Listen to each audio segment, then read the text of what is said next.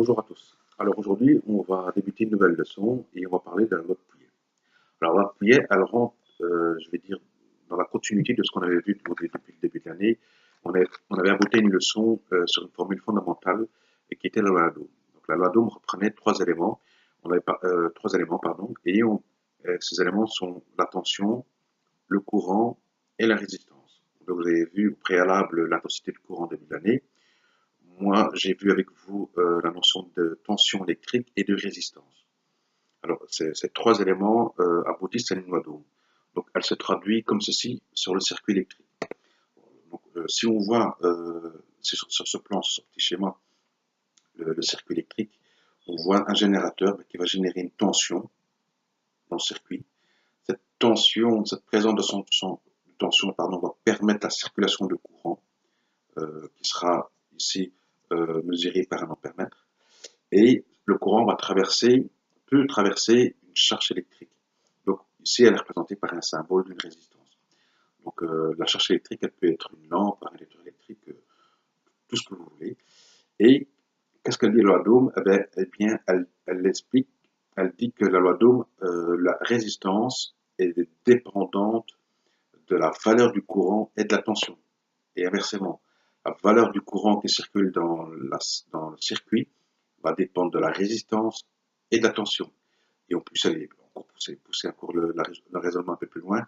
La tension générée par le générateur va ensuite être influencée par la valeur du courant qui elle-même sera influencée par la résistance.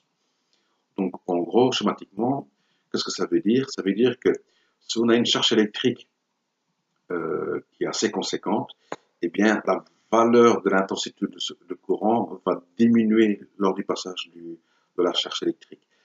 Par contre, si la résistance est faible, donc si la charge électrique est faible, elle peut permettre un passage de courant plus conséquent dans le circuit. Donc, tout ceci résume un petit peu ce qu'on avait vu sur la loi d'Ohm. Donc, et c'est là qu'intervient la loi de Pouillet.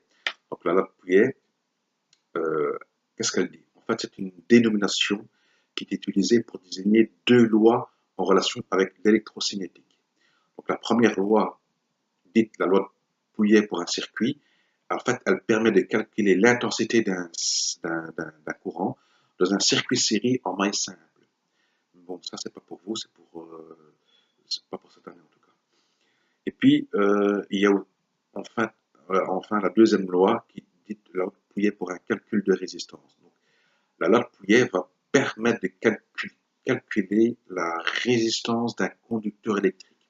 Alors, si je reviens sur mon schéma classique, un schéma électrique classique, on a parlé d'une charge électrique ici, qui va influencer le passage du courant. Ok? Eh bien, en fait, il n'y a pas que cette charge électrique qui va influencer le passage du courant, la valeur de l'intensité du courant. Il y a aussi le conducteur électrique qui va freiner aussi l'intensité du courant. Donc, la résistance électrique ou charge électrique, ainsi que le conducteur électrique sont un frein pour l'intensité du courant. Et la loi de Pouillet va nous permettre de calculer cette valeur des résistances. Alors, mais elle va dépendre de quoi cette valeur de résistance? Eh bien, elle va dépendre de deux choses. Elle va dépendre d'abord de la résistivité suivant la nature du matériau et enfin des caractéristiques géométriques du conducteur électrique. Donc, en gros, si je vous montre la formule de la loi d'Ohm, si on veut calculer la résistance du conducteur électrique, elle va dépendre de la résistivité du matériau, exprimée en ρ, c'est une lettre grecque, et enfin les caractéristiques géométriques du conducteur électrique. Et ça se traduit par sa longueur en mètres, divisé par sa section en mètres carrés.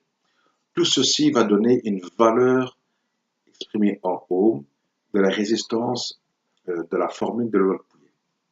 Alors, pour terminer ce petit chapitre d'introduction, petit rappel, pourquoi appelle-t-on cette loi de Pouillet? Tout simplement, en fait, elle porte le nom du physicien français qui s'appelle en fait Claude Pouillet, qui a découvert et qui a mis en équation mathématique ces deux lois électrocinétiques. Alors, il a vécu entre 1791 et 1868.